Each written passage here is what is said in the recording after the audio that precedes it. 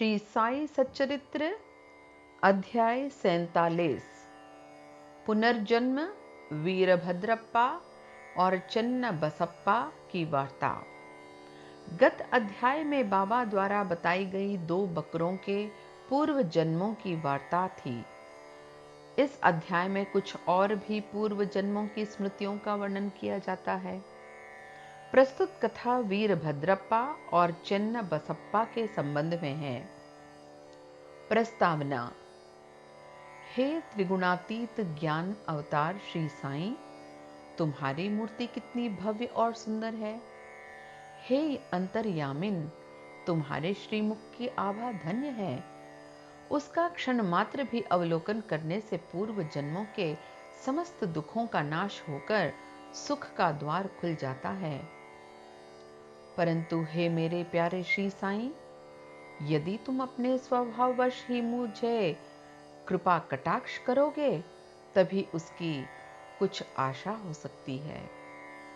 तुम्हारी दृष्टि मात्र से ही हमारे कर्म बंधन छिन्न भिन्न हो जाते हैं और हमें आनंद की प्राप्ति हो जाती है।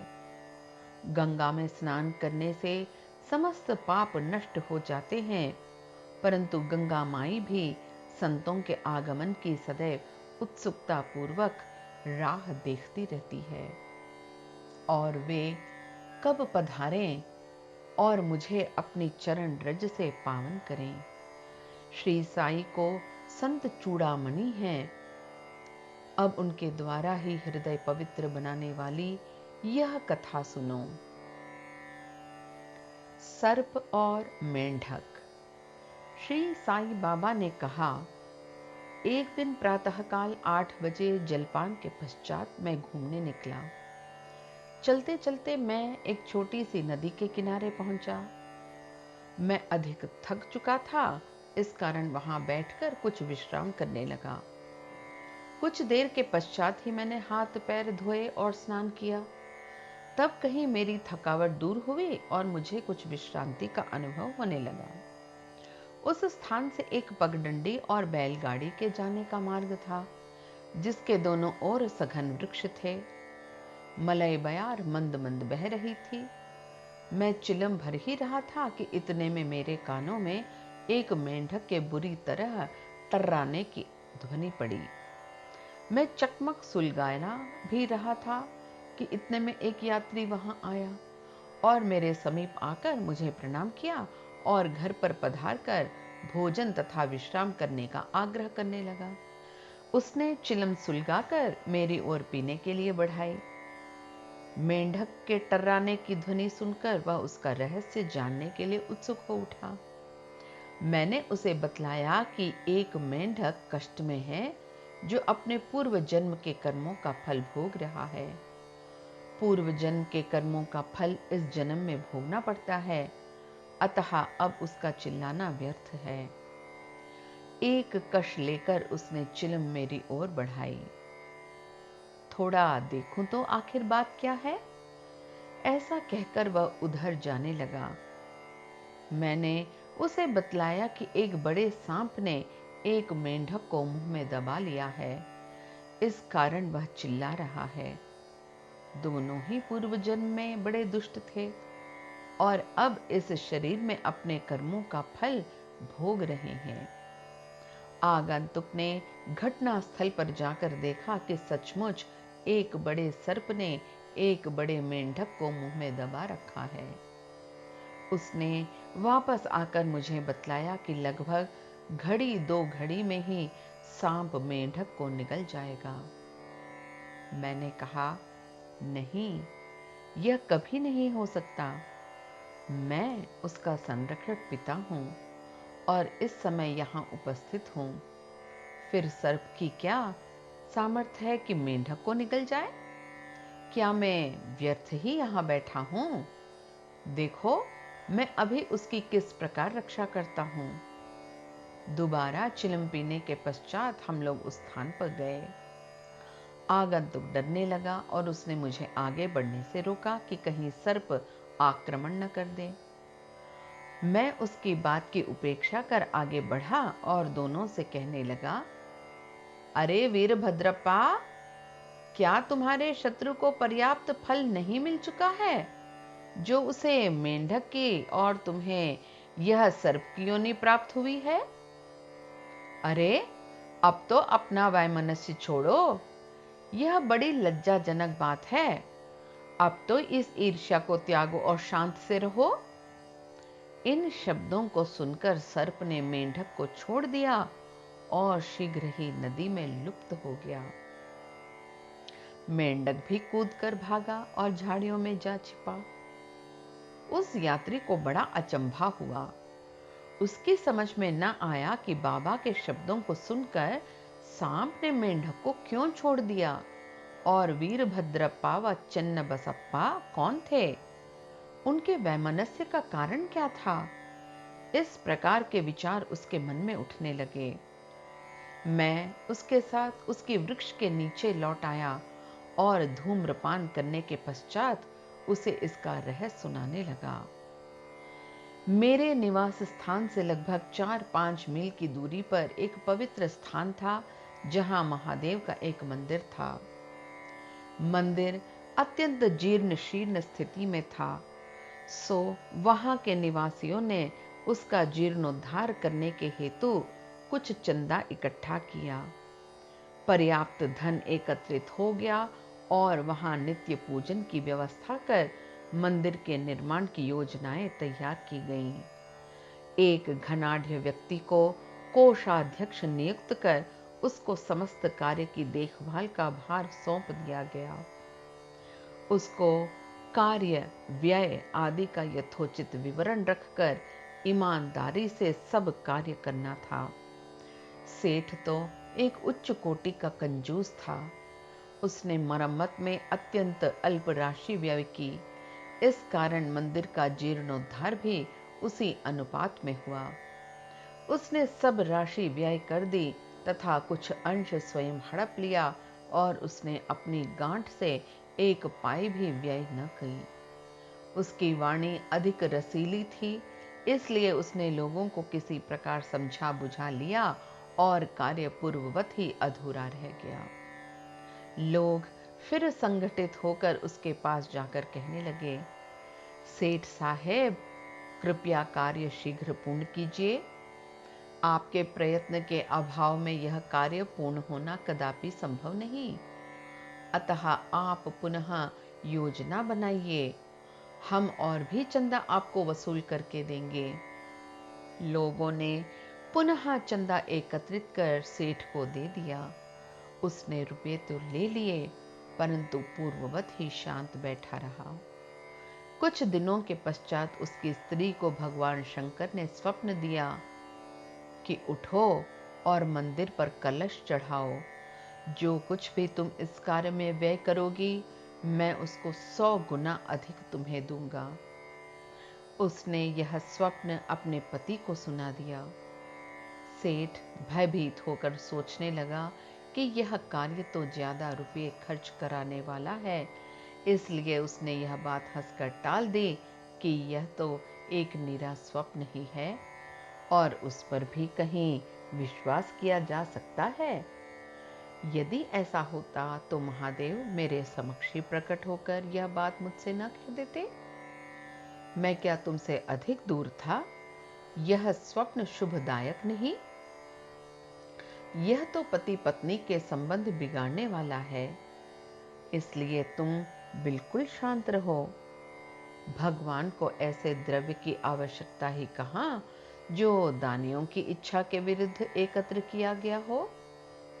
वे तो सदैव प्रेम के भूखे हैं तथा प्रेम और भक्ति पूर्वक दिए गए एक तुच्छ तांबे का सिक्का ही सहर्ष स्वीकार कर लेते हैं।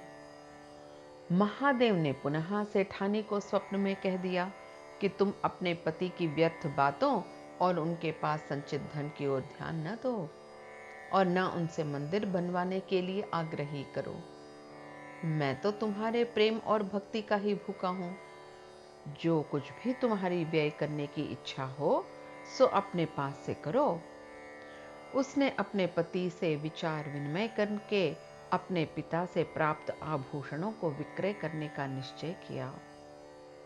तब कृपण सेठ अशांत हो उठा। इस बार उसने भगवान को भी धोखा देने की ठान ली। उसने कौड़ी मोल केवल 1,000 रुपयों में ही अपनी पत्नी के समस्त आभूषण स्वयं खरीद डाले और एक बंजर भूमि का भाग मंदिर के निमित्त लगा दिया, जिसे उसकी पत्नी ने भी चुपचाप स्वीकार कर लिया। सेठ ने जो भूमि दी वह उसकी स्वयं की न थी, वरन एक निर्धन स्त्री दुबकी की थी, जो उसके यहाँ 200 रुपयों में गिरवी रखी गई थी। दीर्घ काल तक वह ऋण चुकाकर उसे वापस न ले सकी, इसलिए उस धूर्त कृपण ने अपनी स्त्री दुबकी और भगवान को धोखा दे दिया। भूमि पथरीली होने के कारण उसमें उत्तम ऋतु में भी कोई पैदावार न होती थी। इस प्रकार यह लेन देन समाप्त हुआ। भूमि उस मंदिर के पुजारी को दे दी गई, जो उसे पाकर बहुत प्रसन्न हुआ। कुछ समय के पश्चात एक विचित्र घटना हुई। एक दिन बहुत जोरों से झंझावात आया और अतिवृष्टि हुई। उस कृपण के घर पर बिजली गिरी और फलस्वरूप पति पत्नी दोनों की मृत्यु हो गई। दुबकी ने भी अंतिम श्वास छोड़ दी। अगले जन्म में वह कृपण मथुरा के एक ब्राह्मण कुल में उत्पन्न हुआ और उसका नाम वीरभद्रप्पा रखा गया। उसकी धर्म पत्नी उस मंदिर के पुजारी के घर कन्या होकर उत्पन्न हुई और उसका नाम गौरी रखा गया। दुबकी पुरुष बनकर मंदिर के सेवक वंश में पैदा हुई और उसका नाम चन्नबसप्पा रखा गया। पुजारी मेरा मित्र था और बहुधा मेरे पास आता जाता रहता था, वार्तालाप करता था और मेरे साथ चिलम पिया करता था। उसकी पुत्री गौरी भी मेरी भक्त थी। वह दिनों दिन सयानी होती जा रही थी, जिससे उसका पिता भी उसके हाथ पीले करने की चिंता में रहता था। मैंने उससे कहा कि चिंता की कोई आवश्यकता नहीं, वर स्वयं तुम्हारे घर लड़की की खोज में आ जाएगा।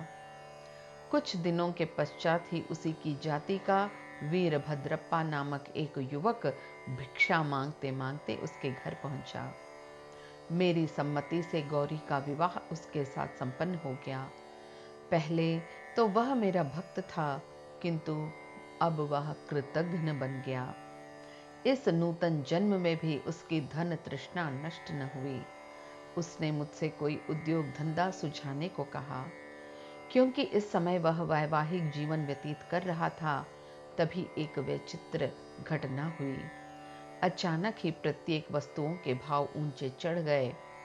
गौरी के भाग्य से जमीन की मांग अधिक होने लगी और समस्त भूमि 1,00,000 रुपयों में आभूषणों के मूल्य से 100 गुना अधिक मूल्य में बिक गई। ऐसा निर्णय हुआ कि 50,000 रुपये नगद और 2,000 रुपये प्रतिवर्ष किस्त पर चुकता कर दिए जाएंगे। सबको यह लेन देन स्वीकार था, परंतु धन में हिस्से के कारण उनमें परस्पर विवाद होने लगा। वे परामर्श लेने मेरे पास आए और मैंने कहा कि यह भूमि तो भगवान की है, जो पुजारी को सौंपी गई थी। इसकी स्वामिनी गौरी ही है और 1 पैसा भी उसकी इच्छा के विरुद्ध खर्च करना उचित नहीं, तथा उसके पति का इस पर कोई अधिकार नहीं है। मेरे निर्णय को सुनकर वीरभद्रप्पा मुझसे क्रोधित होकर कहने लगा कि तुम गौरी को फुसलाकर उसका धन हड़पना चाहते हो। इन शब्दों को सुनकर मैं भगवत नाम लेकर चुप बैठ गया। वीरभद्र ने अपनी स्त्री को पीटा भी। गौरी ने दोपहर के समय आकर मुझसे कहा कि आप उन लोगों के कहने का बुरा ना माने। मैं तो आपकी लड़की हूं, मुझ पर कृपा दृष्टि रखें। वह इस प्रकार मेरी शरण में आई तो मैंने उसे वचन दे दिया कि मैं 7 समुद्र पार भी तुम्हारी रक्षा करूंगा। तब उस रात्रि को गौरी को एक दृष्टांत हुआ। महादेव ने आकर कहा कि यह सब संपत्ति तुम्हारी ही है और इसमें से किसी को कुछ न दो। चन्नबसप्पा की सलाह से कुछ राशि मंदिर के कार्य के लिए खर्च करो। यदि और किसी भी कार्य में तुम्हें खर्च करने की इच्छा हो तो मस्जिद में जाकर बाबा के परामर्श से करो। गौरी ने अपना दृष्टांत मुझे सुनाया और मैंने इस विषय में उचित सलाह भी दी। मैंने उससे कहा कि मूल धन तो तुम स्वयं ले लो और ब्याज की आधी रकम चिन्न बसप्पा को दे दो। वीरभद्र का इसमें कोई संबंध नहीं है। जब मैं यह बात कर ही रहा था, वीरभद्र और चिन्न बसप्पा दोनों ही वहां झगड़ते हुए आए। मैंने दोनों को शांत करने का प्रयत्न किया तथा गौरी को हुआ महादेव का स्वप्न भी सुनाया। वीरभद्र क्रोध से उन्मत्त हो गया और चिन्न बसप्पा को टुकड़े टुकड़े कर मार डालने की धमकी देने लगा। चिन्न बसप्पा बड़ा डरपोक था। वह मेरे पैर पड़कर रक्षा की प्रार्थना करने लगा। तब मैंने शत्रु से उसका छुटकारा करा दिया। कुछ समय पश्चात ही दोनों की मृत्यु हो गई। वीरभद्र सर्प बना और चिन्न बसप्पा मेंढक। चिन्न बसप्पा की पुकार सुनकर और अपने पूर्व वचन की स्मृति करके यहाँ आया और इस तरह से उसकी रक्षा कर मैंने अपने वचन पूर्ण किए। संकट के समय भगवान दौड़कर अपने भक्त के पास जाते हैं। उसने मुझे यहाँ भेजकर चिन्न बसप्पा की रक्षा कराई। यह सब ईश्वरीय लीला है। शिक्षा। इस कथा की यही शिक्षा है कि जो जैसे बोता है वैसा ही काटता है, जब तक कि भोग पूर्ण नहीं होता। पिछला ऋण और अन्य लोगों के साथ लेन देन का व्यवहार जब तक पूर्ण नहीं होता, तब तक छुटकारा भी संभव नहीं है। धन तृष्णा मनुष्य का पतन कर देती है और अंत में इससे ही वह विनाश को प्राप्त होता है। श्री सद्गुरु साईनाथ अर्पणमस्तु। शुभम भवतु।